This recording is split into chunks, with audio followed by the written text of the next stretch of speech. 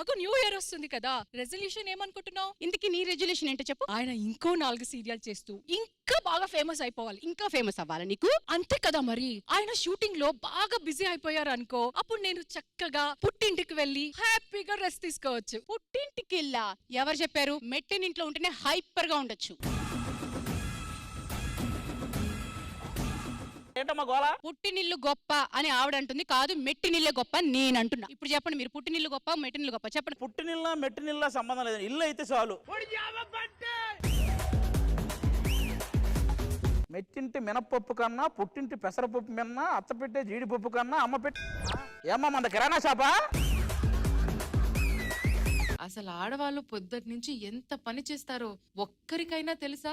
ఆడవాళ్ళ మండి మేము, మీ 2 కళ్ళ మండి మేము, కూరే మీరైతే ఉప్పే మీ వండి. ఇదిగో 2 కాళ్ళ బండి కాదు, ఇది ఎగిరే గుర్రం లాగా మీరు ఎత్తుకెళ్లి చూపించారు. ఆడవాళ్ళ మండి మేము, మీ 2 కళ్ళ మండి మేము. అమ్మ ఫస్ట్ పుట్టింట్లో కూతురు ఎలా ఉంటది? నరేష్ని లేమ్మా.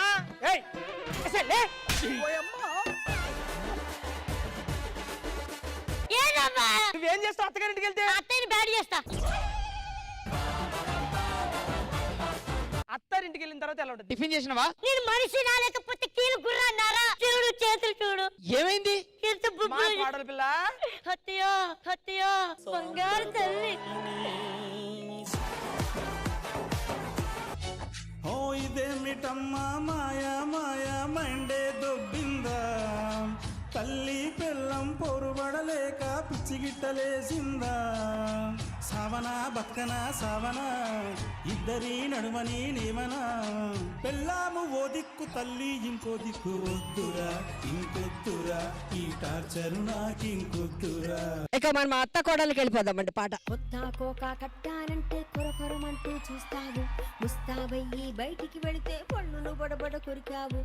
నువ్వు వద్దు నీ కొడుకొద్దు పుట్టింటికి నే పోతాను అంటావా అత్త? అంటావా అత్త? బేసికల్లీ తల్లి నుంచి వచ్చిన ప్రేమ ఇంద్రజ గారు నాకు అత్త నుంచి రాలేదు, అత్తయ్య లేదు మామయ్య లేదు. సో అండ్ టచ్ వుడ్ మా అత్తయ్య నా బిడ్డ రూపంలోనే వచ్చింది.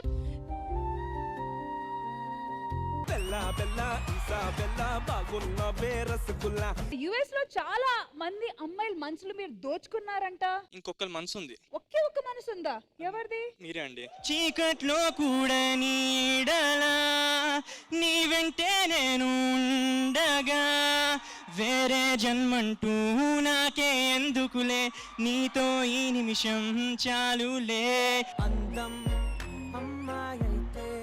లైక్ సీరియస్లీ నా చిన్నప్పటి నుంచి ఒక చైల్డ్హుడ్ క్రష్.